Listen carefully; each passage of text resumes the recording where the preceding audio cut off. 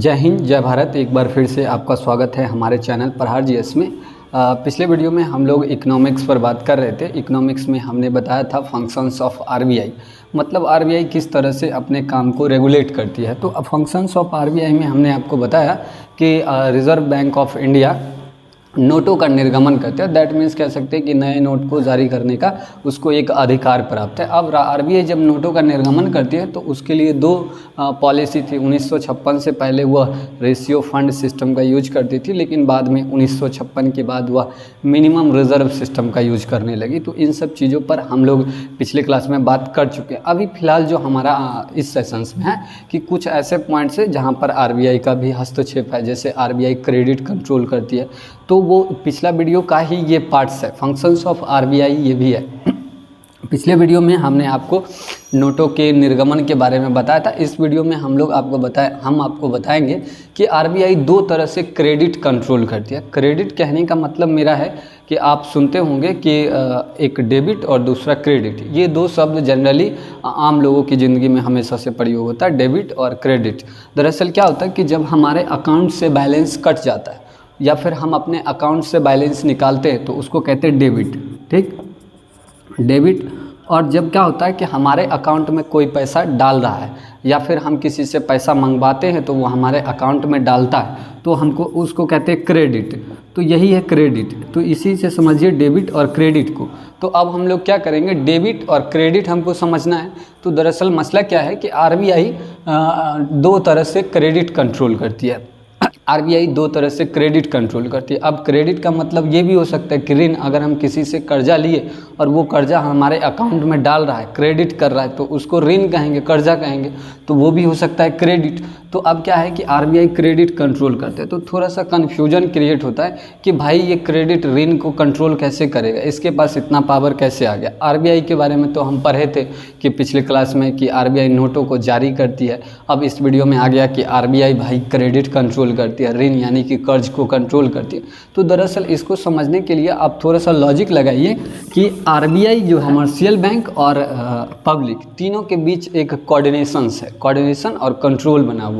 अब आरबीआई, और इसको समझिए इस तरह से कि मानकर आरबीआई क्या है कि भारत का सबसे बड़ा बैंक है, बैंकों का बैंक इसको कहते हैं, और उसके नीचे काम करती है कमर्शियल बैंक। और ठीक सबसे नीचे पब्लिक लिख लीजिए, पब्लिक। अब क्या होता है कि जो पब्लिक होता है, पब्लिक का अकाउंट होता है कहाँ, कमर्शियल बैंक के पास। पब्लिक अपना अकाउंट खुलवाती है कमर्शियल बैंक के पास, और कमर्शियल बैंक का अकाउंट होता है आरबीआई के पास। और क्या करती है आरबीआई, इन सब चीज़ों को ऑपरेट करती है, अपने तरीके से कंट्रोल करती है।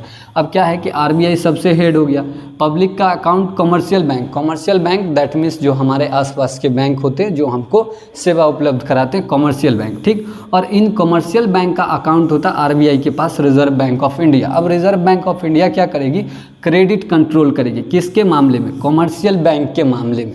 तो कमर्शियल बैंक के मामले में रिजर्व बैंक ऑफ इंडिया क्या करती है, क्रेडिट को कंट्रोल करती है। अब क्रेडिट कंट्रोल कैसे करेगी और क्यों करेगी, इसका मसला समझिए। दरअसल मामला क्या है कि जब कमर्शियल बैंक अपने क्षेत्र में काम कर रहा है, ठीक, कमर्शियल बैंक जब अपने क्षेत्र में काम करेगा और काम करने के वक्त वो क्या करेगा कि बहुत सारा लोन लोगों को बांट रहा है, बहुत अधिक से अधिक लोन लोगों को प्रोवाइड करा रहा है। तो उस सेंस में क्या होगा कि उसके क्षेत्र में मौजूद लोगों के पास बहुत सारा पैसा, मनी हो जाएगा। और जब सभी लोगों के पास मनी आ जाएगा तो सब लोग मार्केट में परचेजिंग करने के लिए चले आएंगे। अब कोई व्यक्ति है, पैसा ले रहा है, किसी से कर्ज ले रहा है, तो कुछ ना कुछ खरीदेगा, कुछ ना कुछ काम करेगा, तो वो मनी लेकर मार्केट पहुंचेगा। जब मार्केट वो व्यक्ति पहुंचेगा तो कुछ ना कुछ खरीदेगा। तो इससे क्या होगा, वस्तु की संख्या लिमिटेशंस थी, अब पैसा क्या हो गया, सबके पास हो गया, सब लोग मार्केट में आना शुरू हो गया। तो जब सब लोग मार्केट में आएंगे तो वस्तु का प्राइस बढ़ेगा, महंगाई बढ़ेगी। तो महंगाई को कंट्रोल करने के लिए आरबीआई क्या करती है, क्रेडिट को कंट्रोल करती है। क्रेडिट को दो तरह से कंट्रोल करेगी, या तो पहले रेट को घटाएगी, बढ़ाएगी, या फिर मॉरल प्रेशर देगी बैंकों के ऊपर। रेट कैसे घटाएगी कि बैंकों का एक रेट होता है, जैसे एमएसएफ हो गया, रेपो रेट और बैंक रेट। तो बैंक रेट में क्या करती है कि मानकर चलिए कि कमर्शियल बैंक आरबीआई से कर्जा लिया, ठीक, 10,000 रुपया कर्जा लिया और 10% के हिसाब से लिया। और क्या है, ये 10,000 रुपये सबको बांट रहा है, एकदम पूरा फ्रीली लोन बांट रहा है। तो जब अधिक से अधिक लोगों को लोन बांट देगा तो अधिक से अधिक लोग मार्केट पहुंच जाएंगे खरीदारी करने के लिए, और मार्केट में क्या होगा कि वस्तु महंगी हो जाएगी। तो इस महंगाई को कंट्रोल करने के लिए आरबीआई क्या करेगी, पहले 10% पर इसको लोन देती थी, अब लोन का रेट बढ़ाकर 20% कर देगी। तो जब कॉमर्शियल बैंक 20% पर लोन उठाएगा तो लोगों को यह क्या करेगा, महंगा देगा, 22 देगा, 23 देगा, 24-25% पर लोगों को लोन देगा। तो जब लोन का रेट महंगा हो जाएगा तो लोग अपने आप लोन लेना बंद कर देंगे। तो लोन लेना बंद कर देंगे, मार्केट में परचेजिंग करने के लिए कम लोग पहुंचेंगे, तो फिर मार्केट पहले की तरह कंट्रोल हो जाएगा, महंगाई कम हो जाएगी। तो यही कहते हैं क्रेडिट को कंट्रोल करना। तो आरबीआई क्या करती है, क्रेडिट को कंट्रोल करती है। यही पॉइंट हमारा है कि आरबीआई 2 तरह से क्रेडिट को कंट्रोल करती है। पहला पॉइंट है, इस साइड आप देख रहे हैं, इसको कहते हैं क्वालिटेटिव, हिंदी में कहते हैं गुणात्मक रूप से, और इस साइड है क्वांटिटेटिव। क्वांटिटेटिव का हो गया मात्रात्मक, यानी कि मात्रा, किसी भी रेट का मात्रा घटाकर बढ़ाकर, मानकर चलिए कि रेट 10% है, घटाकर 9 कर दिया या फिर बढ़ाकर 12% कर दिया, तो ये रेट को घटाती या फिर बढ़ाती है, तो इसी को कहते हैं क्वांटिटेटिव, मात्रात्मक। तो आरबीआई क्रेडिट कंट्रोल करती है 2 तरह से, एक क्वालिटेटिव, दूसरा क्वांटिटेटिव। अब क्वालिटेटिव के 2 पॉइंट हैं, एक तो मॉरल प्रेशर और दूसरा डायरेक्ट एक्शन। अब इस सेंस में क्या होता है कि आरबीआई जब बैंकों के ऊपर क्रेडिट कंट्रोल करती है और उसके लिए क्वालिटेटिव यानी कि गुणात्मक यूज करती है, तो उसमें 2 तरह के सेंस आते हैं। सबसे पहले मॉरल प्रेशर। मॉरल प्रेशर कहने का मतलब क्या है कि मानकर चलिए कि आपका किसी पड़ोसी के साथ झगड़ा हो गया, ठीक, इस साइड भी एक पड़ोसी है और इस साइड भी एक पड़ोसी है। तो इस साइड वाले पड़ोसी से अगर झगड़ा हो गया तो बाद में फिर झगड़ा समाप्त हो गया और फिर आपको भड़ास निकालना है इस पर, तो अब क्या करेंगे, इसको कुछ ना बोलकर इस साइड वाले पड़ोसी को बोलते, तो इस साइड वाले को बोलेंगे तो इसको तो पता है कि झगड़ा हमसे हुआ नहीं है, और ये वाला अपने आप समझ जाएगा कि बोल हमको रहा है, तो इसको कहते हैं घुमा फिरा कर बोलना, दैट मीन्स मॉरल प्रेशर।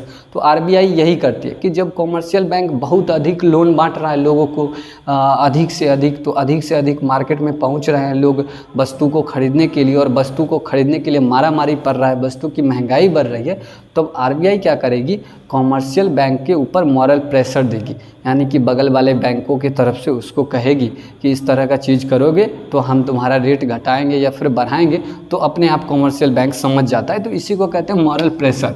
पहला हो गया मॉरल प्रेशर। दूसरा डायरेक्ट एक्शन। अगर फिर भी कॉमर्शियल बैंक नहीं माना और लोगों को एकदम जबरन बहुत सारा लोन एकदम सस्ते दरों पर बांट रहा है, तो डायरेक्ट उस पर एक्शन ले लेती है, किसी तरह का जांच बिठा दिया या फिर किसी तरह की उसको मना करना वहाँ पर अपने ऑफिसर्स को भेजकर, तो इस तरह को कहते हैं डायरेक्ट एक्शंस। तो 2 हो गया, एक मॉरल प्रेशर और दूसरा डायरेक्ट एक्शन। अब क्या है दूसरा, क्वांटिटेटिव, क्रेडिट को कंट्रोल। क्रेडिट दैट मीन्स ऋण, कर्ज, ऋण देगा कॉमर्शियल बैंक, कंट्रोल करेगी आरबीआई, इसको आप हमेशा माइंड में रखिएगा। तो दूसरा हो गया क्वांटिटेटिव, इसको कहते हैं मात्रात्मक। मात्रात्मक में क्या होता है कि रेट को घटाती या फिर बढ़ाती है, बैंकों का रेट होता है, उसी रेट का हमने नाम लिख दिया है, टोटल 8 है, और इसी 8 को आपको पढ़ना है। और जब भी आपसे कोई भी, आप अगर स्टेट लेवल का पीसीएस एग्ज़ाम देंगे तो आपको यहीं से सवाल पूछा जाएगा, इससे एक भी एक्स्ट्रा सवाल नहीं होगा। तो क्या करती है क्वांटिटेटिव, मात्रात्मक में रेट को घटाती है या फिर बढ़ाती है, एक्सचेंज करेगी रेट को, तो वो रेट का नाम सबसे पहले याद कर लीजिए। 1 नंबर एमएसएफ, एमएसएफ को कहते हैं मार्जिनल स्टैंडिंग फैसिलिटी। दूसरा हो गया रेपो रेट, तीसरा बैंक रेट, चौथा रिवर्स रेपो रेट, 5वां सीआरआर, सीआरआर का फुल फॉर्म हो गया कैश रिजर्व रेशियो। उसके बाद 5वां हो गया, छठा हो गया एसएलआर, इसको कहते हैं स्टैट्यूटरी लिक्विडिटी रेशियो, और 7वां हो गया कार, इसको कहते हैं कैपिटल एडिक्वेसी रेशियो, और 8वां हो गया करार, capital to risk weighted assets ratio.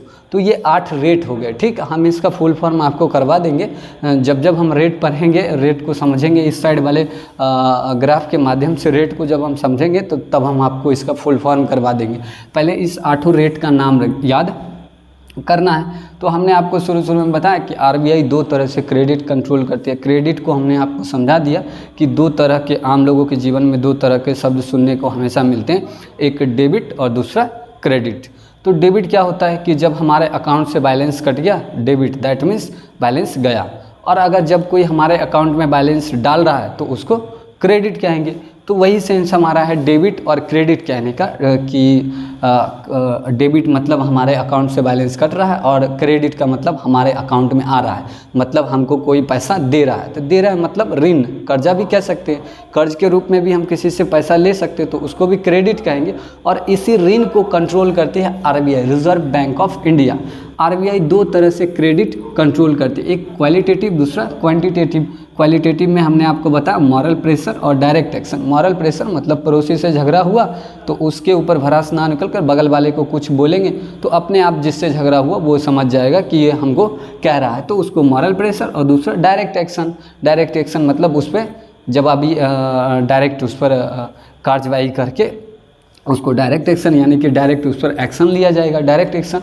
और दूसरा है कि क्वांटिटेटिव, यानी कि बैंकों के ऊपर क्रेडिट को कंट्रोल, ताकि अधिक से अधिक लोगों को कर्जा ना दे। इसके लिए दूसरा क्वांटिटेटिव मसला अपनाती है। तो दूसरा में क्या होता है, यह बैंक आरबीआई रेट को घटाती या फिर बढ़ाती है। तो रेट का नाम याद करना कि कौन से रेट को घटाएगी बढ़ाएगी। तो उसमें एक नंबर में हो गया एमएसएफ, इसको कहते हैं मार्जिनल स्टैंडिंग फैसिलिटी।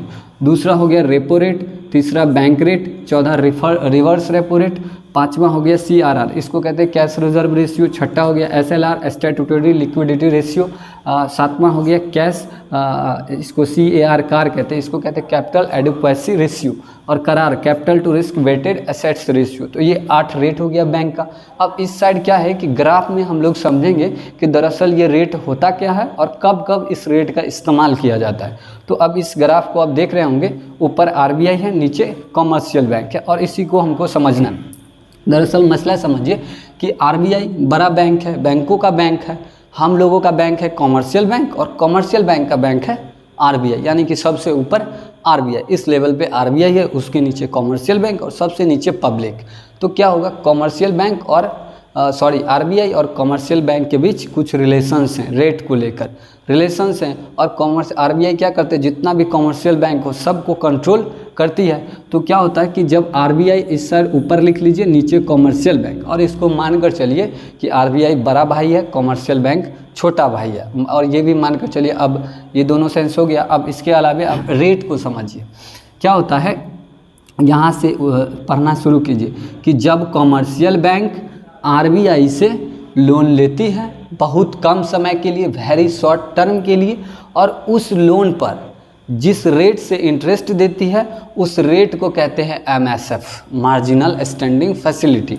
इसको ऐसे पढ़िएगा कि जब कॉमर्शियल बैंक आरबीआई से लोन लेती है और उस लोन पर जिस रेट से कौन इंटरेस्ट देगा, कॉमर्शियल बैंक, उस रेट को कहते हैं एमएसएफ। और ये एमएसएफ को कहते हैं वेरी शॉर्ट टर्म के लिए। ये लोन जो लिया जाता है इस रेट पर, एमएसएफ पर जब लोन देती है आरबीआई तो बहुत कम समय के लिए, 24 घंटा, 1 दिन, 2 दिन, इससे ज़्यादा नहीं, तो इसको कहते हैं एमएसएफ। तो इसको याद करने का तरीका हमेशा से नीचे से पढ़िएगा कि जब कॉमर्शियल बैंक आरबीआई से लोन लेती है बहुत कम समय के लिए, वेरी शॉर्ट टर्म के लिए, तो और जिस रेट पर उस पैसे का वो ब्याज देती है उसको एमएसएफ कहते हैं, मार्जिनल स्टैंडिंग फैसिलिटी कहते हैं। और इस क्या हुआ, वेरी शॉर्ट टर्म के लिए, इसलिए हमने इसको बहुत ऊपर लिख दिया। अब क्या है कि दूसरा पॉइंट, जब कॉमर्शियल बैंक आरबीआई से कर्जा लेती है, इस तरफ से एरो आ रहा है, जब कॉमर्शियल बैंक आरबीआई से कर्जा लेती है शॉर्ट टर्म के लिए, यहाँ लिख लिया शॉर्ट टर्म, पहला था वेरी शॉर्ट टर्म के लिए, बहुत कम समय के लिए लेगी, और ये शॉर्ट टर्म के लिए कर्जा लेती है।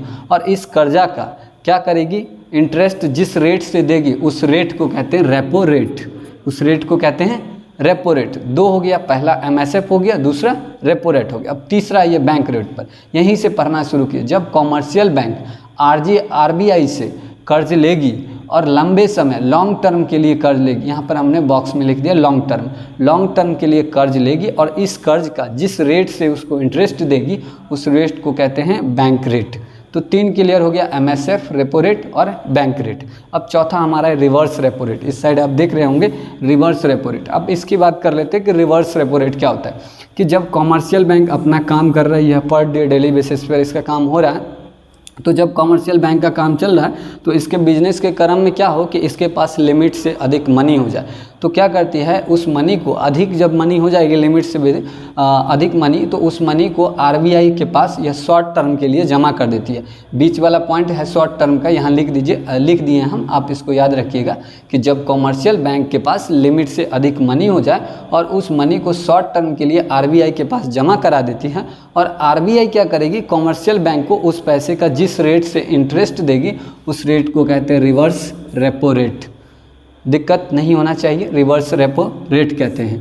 पहले क्या था कि 3 केस में इस साइड से कि कॉमर्शियल बैंक हमेशा कर्जा ले रहा था, अब क्या है इस साइड वाले ग्राफ में कि कॉमर्शियल बैंक के पास अधिक पैसा आ गया और वो अपना पैसा आरबीआई के पास जमा करा रही है, और उस पैसे का उसको जिस रेट से इंटरेस्ट मिला उस रेट को रिवर्स रेपो रेट कहते हैं। इस 3 तरफ में क्या है, इस तीनों रेट में कॉमर्शियल बैंक इंटरेस्ट आरबीआई को दे रहा था, और इस तरह में क्या है कि कॉमर्शियल बैंक को आरबीआई इंटरेस्ट दे रही है। तो इस चारों रेट को आपको याद रखना, और इसी चीज़ को जब आप किसी परिभाषा के रूप में पढ़ते हैं तो बिल्कुल थोड़ा सा ऑकवर्ड टाइप का हो जाता है, याद करने में बहुत दिक्कत होता है। तो आप इसको इस तरह से ग्राफ से याद रखेंगे तो पक्का आपका काम हो जाएगा। किसी भी एग्ज़ाम में पीसीएस लेवल का एग्ज़ाम दीजिए, बिल्कुल बिंदास प्रश्न बनेगा। अब हमारा क्या है कि 4 के बाद हमारा 5वां, 6ठा, 7वां, 8वां। 5वां है सीआरआर कैश रिजर्व रेशियो, उसके बाद एसएलआर, उसके बाद सीएआर और उसके बाद करार। तो इन चीज़ों को हमको समझना है कि दरअसल ये रेट होता क्या है। तो अब आइए हम लोग 5वां हमारा सीआरआर कैश रिजर्व रेशियो को समझते हैं। कैश रिजर्व रेशियो को समझने के लिए हमको इस साइड का मिटाना होगा, लेकिन उससे पहले आप एमएसएफ का फुल फॉर्म नोट कर लीजिए। यहाँ पर हमने इसको नोट कर लिया, मार्जिनल स्टैंडिंग फैसिलिटी। एमएसएफ को कहते हैं मार्जिनल स्टैंडिंग फैसिलिटी। ठीक, अब इसको मिटा रहे रेट है सीआरआर, इसको कहते हैं सीआरआर कैश रिजर्व रेशियो। आप इसको इस साइड से समझिए कि सीआरआर क्या होगा। सीआरआर का हमने फुल फॉर्म लिख दिया है कैश रिजर्व रेशियो, इसको याद रखिएगा आप, सीआरआर कैश रिजर्व रेशियो। अब क्या है कि सीआरआर को समझने के लिए आपको सबसे पहले एनडीटीएल को समझना होगा। एनडीटीएल, एनडी का मतलब हो गया नेट डिमांड और टीएल का मतलब हो गया टाइम लायबिलिटी। अब ये एनडीटीएल क्या होता है, एनडी नेट डिमांड में 2 अकाउंट होता है, एक करेंट अकाउंट और दूसरा सेविंग अकाउंट। करेंट अकाउंट वो क्या करता है, बिजनेस पर्पस से खोला जाता है कि उसके वो हमको बैंक उसके माध्यम से सेवा प्रोवाइड करते हैं कि जब मर्जी हो तब हम बैंकों में मनी रख सकते हैं, वापस निकाल सकते हैं, तो इसको करेंट अकाउंट कहता है। और इस करेंट अकाउंट में क्या होता है कि इस सेवा के लिए बैंकों को हमको फ़ी के रूप में मनी देना होता है। और सेविंग्स अकाउंट में क्या होता है कि जब हम मनी जमा करते हैं, इसको बचत खाता हिंदी में कहते हैं, तो उस मनी का बैंक हमको इंटरेस्ट देती है, तो उसको सेविंग अकाउंट कहते हैं।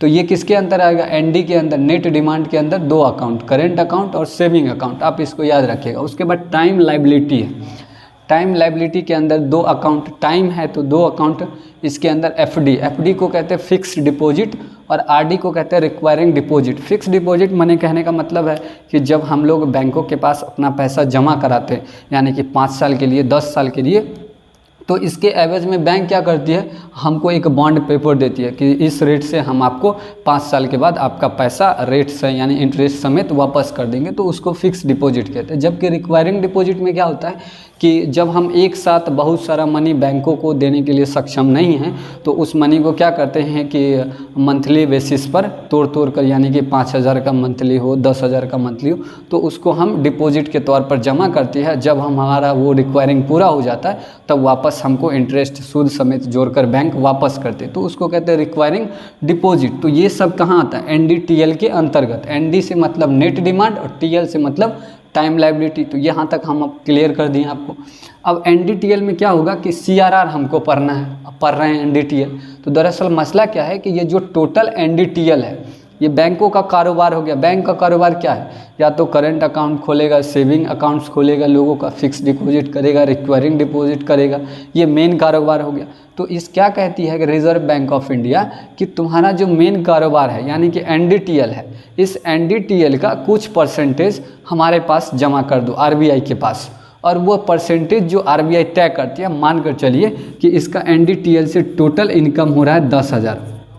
ठीक, इस एनडीटीएल से यानी कि current account, saving account, fix deposit और रिक्वायरिंग डिपॉजिट से टोटल इनकम आया किसका, बैंक का, कॉमर्शियल बैंक का 10,000, और इस पर CRR तय कर दिया रिजर्व बैंक ऑफ इंडिया कि 10% इसका तुमको हमारे पास जमा रखना होगा। तो इसका 10% हो गया, 10,000 का 10% 1,000, तो 1,000 ये कहाँ जमा कराएगा, रिजर्व बैंक ऑफ इंडिया के पास, और यही 1,000 CRR कहलाता है, कैश रिजर्व रेशियो। इसका परसेंटेज हो गया 10%, तो CRR का रेट कितना हो गया 10%, और CRR का मनी हो जाएगा 1,000, तो यही सी रेट को कहते हैं CRR। तो आप इसको सीधा याद रख सकते हैं कि टोटल NDTL का कुछ प्रतिशत बैंक को RBI के पास जमा करना होता है, जिसे CRR कैश रिजर्व रेशियो कहते हैं। अब माइंड में एक सवाल आएगा कि भाई CRR यानी कि कैश रिजर्व रेशियो के माध्यम से कोई भी कॉमर्शियल बैंक अपना पैसा RBI को क्यों देगी, क्या ज़रूरत पड़ी, क्यों देगी? तो दरअसल मसला क्या है कि ये इसलिए देती है कि RBI क्या करती है, CRR के माध्यम से बैंकों के ऊपर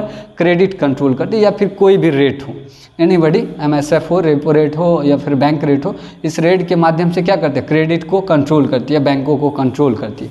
तो CRR के माध्यम से भी वही मसला होता है कि मानकर चलिए कि कॉमर्शियल बैंक क्या कर रही है, लोगों को अधिक से अधिक लोन दे रही है। तो जब अधिक से अधिक लोगों के पास पैसा आएगा तो अधिक से अधिक लोग मार्केट पहुंच जाएंगे परचेजिंग करने के लिए, और वो जब परचेजिंग करेंगे तो वस्तु की संख्या तो पहले लिमिट में है और पैसा सबके पास एकाएक आ जाएगा, तो खरीदार की संख्या बढ़ेगी। दरअसल मानकर चलिए कि 5 वस्तु है और ख़रीदार की संख्या 50 हो जाए, तो इस वस्तु को खरीदने के लिए क्या होगा, मारा मारी हो जाएगा। किसी के कोई 100 में खरीदना चाह रहा है तो कोई 200 दे देगा उसके लिए, कोई 500, क्योंकि मार्केट में मनी सबके पास अवेलेबल। तो इस तरह से वस्तु का प्राइस क्या होगा, महंगाई बढ़ेगी। और इसी महंगाई को कंट्रोल करने के लिए RBI क्या करती है, जितना भी रेट है उस रेट को घटाती बढ़ाती रहती है। अब क्या करेगी कि बैंक सबको लोन दे रही है, बहुत मात्रा में लोन दे रही है, तो बैंक यहाँ से रिजर्व बैंक ऑफ इंडिया क्या करेगी, CRR का रेट बढ़ा देगी।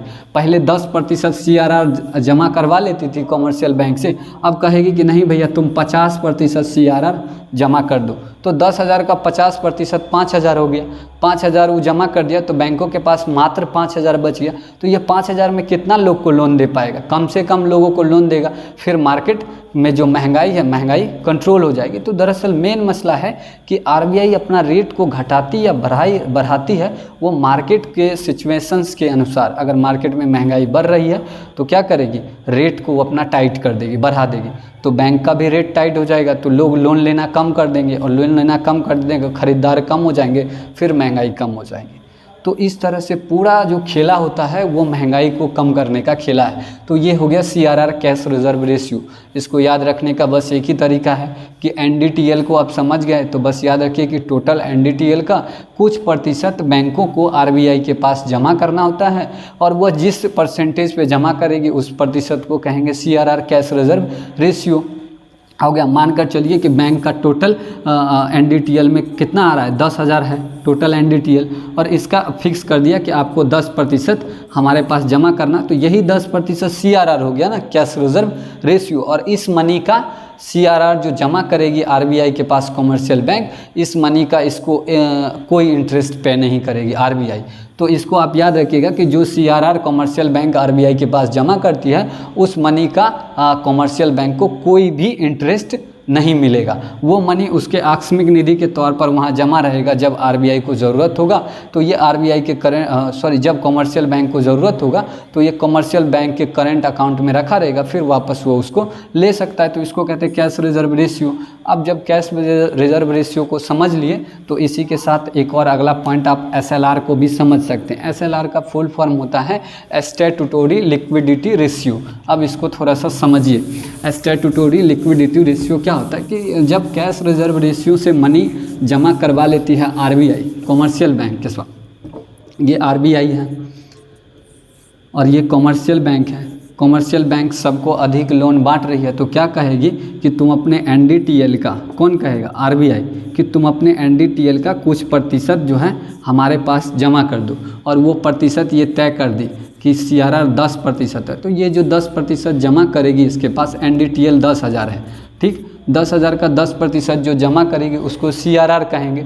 तो इसमें से 10% जमा कर दी तो बाकी कितना बचा, शेष रेस्ट मनी बच गया 9,000, और ये 9,000 क्या हो गया, कॉमर्शियल बैंक का टोटल एसेट्स हो गया, अब बचा हुआ मनी। तो अब क्या कहेगी RBI कि आपके पास जो अब टोटल एसेट्स बचा है वो सोना के रूप में हो, गोल्ड के रूप में हो, बॉन्ड के रूप में हो या फिर कैश के रूप में, उस टोटल एसेट्स का कुछ प्रतिशत आप अपने पास रख लीजिए, वो भी आरबीआई के डायरेक्शन के अनुसार। ठीक, अब इस बचा हुआ मनी का कुछ प्रतिशत क्या करेगी आरबीआई, इसको बोलेगी कमर्शियल बैंक को कि आप अपने पास रख लीजिए, इमरजेंसी केस में आपको काम आएगा, और वो आरबीआई के डायरेक्शन में खर्च करेगी। और वो रेट जो तय करेगी एसएलआर का, मानकर चलिए कि टोटल एसेट्स 9,000 है, और बोलेगी कि इसका 20% आप रख लीजिए अपने पास, और इसके अलावा अब जो मनी बचेगा उसको आप मार्केट में लोगों को लोन के रूप में दे सकते हैं। तो इस रेट को क्या कहेंगे, एसएलआर। इसका 20% हो गया 1800 ये क्या करेगी, इमरजेंसी में रख लेगी, तो इसी 1800 को एसएलआर कहेंगे, स्टैट्यूटरी लिक्विडिटी रेशियो 1800। बाकी आप इसका जो 7200 रुपया बच गया, इस 7200 रुपया में आप क्या है कि मार्केट में लोन लोगों को दे सकती है, और इस तरह से पूरा मार्केट को reserve bank of India control करती है। अब 2 रेट बचा है, एक कार कैपिटल एडिक्वेसी रेशियो और दूसरा करार capital to risk weighted assets ratio. दरअसल हम इसका फुल फॉर्म आपको डिस्क्रिप्शन बॉक्स में प्रोवाइड करवा देंगे, यहाँ लिखना उचित नहीं होगा, बहुत लंबा जगह भी लगेगा, टाइमिंग भी बहुत ज़्यादा लगेगा, तो डिस्क्रिप्शन बॉक्स में आप इसका फुल फॉर्म देख लीजिएगा। कार हो गया, सॉरी एसएलआर हो गया, अब कार और करार 2 रेट और बचे। तो कार को समझने के लिए ये समझिए, इस तरह से हम आपको एक मैपिंग करना होगा दरअसल, तो थोड़ा सा। अब नेक्स्ट हमारा जो रेट है उसको कहते हैं कार, और दूसरा है करार। कार को कहते हैं कैपिटल एडिक्वेसी रेशियो, करार को कहते हैं capital to risk weighted assets ratio. अब इसको समझिए, अब क्या होगा, कार क्या होगा, इसको समझने के लिए आप थोड़ा सा यहाँ पर इस मैपिंग पर ध्यान दीजिए। मानकर चलिए कि ये कोई कंपनी बन रही है, ठीक, ये पब्लिक सेक्टर की कंपनी है। हम आपको बताए थे कि कंपनी 2 तरह की होती है, एक प्राइवेट सेक्टर, दूसरा public sector. Public sector that means कहते हैं उसमें सरकार का पार्टनरशिप होगा पब्लिक सेक्टर। तो पब्लिक सेक्टर को आप सरकारी कंपनी कह सकते हैं। तो क्या होगा कि जब कोई सरकारी कंपनी खुल रही है या फिर प्राइवेट ही खुल रही है, कोई भी एनीबडी कंपनी खुल रही है, तो क्या होगा कि जो कंपनी के मालिक होंगे, अगर गवर्नमेंट सेक्टर की कंपनी है तो गवर्नमेंट इसका मालिक होगी, पब्लिक भी कह सकते हैं। तो जब इसका मालिक होगी और ये कंपनी बना रही है, तो क्या करेगी, इस कंपनी में 60% पैसा गवर्नमेंट लगा दी, और बाकी का रेस्ट 40% ये क्या करेगी, अब इसके लिए अपना एक प्रेफरेंशियल शेयर होल्डर खोजेगी। 60% ये पैसा लगा देगी, बाकी इस 40% के लिए गवर्नमेंट क्या करेगी, IPO जारी करती है। IPO इसको कहते हैं इनिशियल पब्लिक ऑफर। तो जब ये IPO जारी करेगी तो इस 40% पैसा को लगाने के लिए इस कंपनी में बाहर से लोग आएंगे, और मानकर चलिए कि 5 लोग आए और बोले कि हाँ हम आपके कंपनी में मनी पैसा लगाएंगे। तो इस 5 लोग क्या है, बराबर 40% के हिसाब से पैसा लगाएंगे, तो 8% लगाना होगा, तब पूरा मनी फुलफिल होगा, तब 8 × 25 = 40 हो जाएगा। 5 आदमी आए हैं पूरा 40% को फुलफ़िल करने के लिए, तो 8% देंगे तब 40 हो जाएगा, कम हो जाएगा, 100 पुर जाएगा, तो कंपनी स्टार्ट हो जाएगी, चलने लगेगी।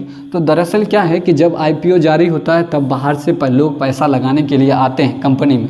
तो जो ये पैसा लगाने आते हैं इनको कहते हैं प्रेफरेंशियल शेयर होल्डर। और ये प्रेफरेंशियल शेयर होल्डर क्या करते हैं, अभी कंपनी को एक बॉन्ड दे देते हैं कि हाँ हम आपके यहाँ मनी लगाएंगे। अब क्या है कि कंपनी को स्टार्ट, लेकिन मनी इस समय ये इसको नहीं देते हैं, अब कंपनी को स्टार्ट करना है। तो सरकार क्या करेगी, कॉमर्शियल बैंक के पास जाएगी कि भैया हमारे पास 5 लोग हैं और ये हमको एग्री कर रहे हैं कि मनी देंगे 40%, ये हमारे क्या हो गए, गारंटर हो गए। तो जब ये कॉमर्शियल बैंक के पास जाएगी इस गारंटर के सहारे, और कॉमर्शियल बैंक क्या करेगी, on the basis of individual, यानी कि किसी व्यक्ति के नाम पर लोन देगी इस कंपनी को चलाने के लिए, और उसमें जो रेट होगा उस रेट को कहते हैं कार, कैपिटल एडिक्वेसी रेशियो। तो उसको क्या, तो आप इसको समझ लीजिए, on the basis of individual, आप लिख दीजिए किसी व्यक्ति के नाम पर जो लोन मिलेगा, और उस लोन के बदले में जो इंटरेस्ट चुकाना होगा, जिस दर से इंटरेस्ट चुकाना होगा उस दर को कार कहेंगे। और इसके अलावा अगर इस कंपनी के नाम से कॉमर्शियल बैंक लोन देगी तो उसको कहेंगे करार, capital to risk weighted assets ratio. तो अभी तक हमारा जितना भी रेट है, रेट के बारे में लगभग सारा चीज़ हो चुका है। इसके अलावा नेक्स्ट वीडियो में हम लोग शेयर मार्केट के बारे में पढ़ेंगे, लेकिन इस ग्राफ में बहुत कुछ अभी समझना बाकी रह गया है जो कि शेयर मार्केट में हम लोग इसको समझेंगे। फिलहाल तब तक के लिए आप लोगों को धन्यवाद है। चैनल को सब्सक्राइब कीजिए, कमेंट कीजिए, दोस्तों को शेयर कीजिए।